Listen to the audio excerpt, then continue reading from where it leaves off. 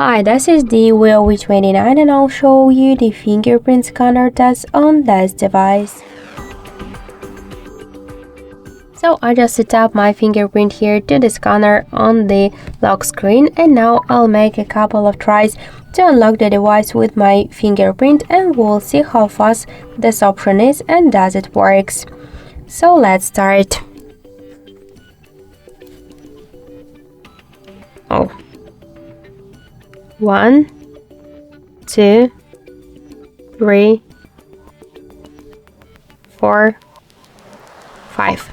So as we could see, the fingerprint unlock method works here fast and correct, and we just unlocked the device successfully without any problems. So we could try this unlock method, but don't forget that the fingerprint is less secure than the passcode or pin code unlock methods.